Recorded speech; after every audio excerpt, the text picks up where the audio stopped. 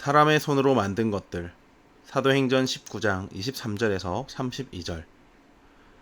그때쯤 되어 이 도로 말미암아 적지 않은 소동이 있었으니 즉 데메드리오라 하는 어떤 은장색이 은으로 아데미 신상 모형을 만들어 직공들에게 적지 않은 벌이를 하게 하더니 그가 그 직공들과 그러한 영업하는 자들을 모아 이르되 여러분도 알거니와 우리의 풍족한 생활이 이 생업에 있는데 이 바울이 에베소뿐 아니라 거의 전 아시아를 통하여 수많은 사람을 권유하여 말하되 사람의 손으로 만든 것들은 신이 아니라 하니 이는 그대들도 보고 들은 것이라.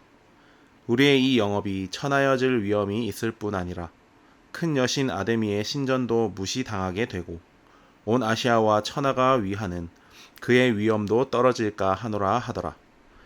그들이 이 말을 듣고 분노가 가득하여 외쳐 이르되 크다 에베소 사람의 아데미여 하니 온 시내가 요란하여 바울과 같이 다니는 마게도냐 사람 가이오와 아리스다고를 붙들어 일제히 연극장으로 달려 들어가는지라. 바울이 백성 가운데로 들어가고자 하나 제자들이 말리고 또 아시아 관리 중 바울의 친구된 어떤 이들이 그에게 통지하여 연극장에 들어가지 말라 권하더라. 사람들이 외쳐 어떤 이는 이런 말을 어떤 이는 저런 말을 하니 모인 무리가 분란하여 태반이나 어찌하여 모였는지 알지 못하더라. 돈과 우상의 노예가 된 마음에는 진리가 뿌리 내릴 자리가 없습니다. 풍요의 여신 아데미 신전이 있는 에베소에는 은으로 신전 모형이나 신상을 만드는 일을 생업으로 삼은 사람이 많았습니다. 그런데 바울이 그리스도의 복음을 전파하자 도시 내에 우상 숭배를 중단하는 이들이 늘어났습니다. 이에 경제적 손실을 입게 된 은장색 데메드리오는 동종업자들의 불안과 종교심을 자극하며 바울 일행을 잡도록 선동합니다. 종교적 이유를 앞세워 수입과 기득권을 유지하려는 이들의 소요에 에베소 시민 다수가 영문도 모르면서 군중 심리로 동참합니다. 성도는 자기 이익이나 상대적 가치가 아닌 진리의 말씀에 근거해 여론과 상황을 분별해야 합니다. 손해를 보더라도 세상의 요구 대신 하나님의 뜻을 따라야 합니다. 이기심과 무지가 부른 소요. 말씀의 큰 부흥에 반발하는 무리가 있습니다.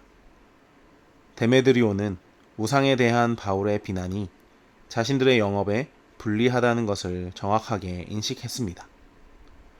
경제적 문제 때문이었습니다. 그래서 이익 추구를 호도하려고 종교적 이유를 부각해 동업자들을 선동합니다. 결국 물질에 대한 탐욕 때문에 복음 전파를 방해한 것입니다.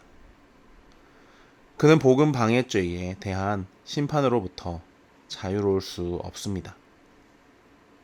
먹든지 마시든지 무엇을 하든지 하나님을 영화롭게 해야 할 일을 해야 하는데 일을 열심히 하면 할수록 우상 숭배하는 일을 하게 되는 데메드리오와 같은 일은 없습니까?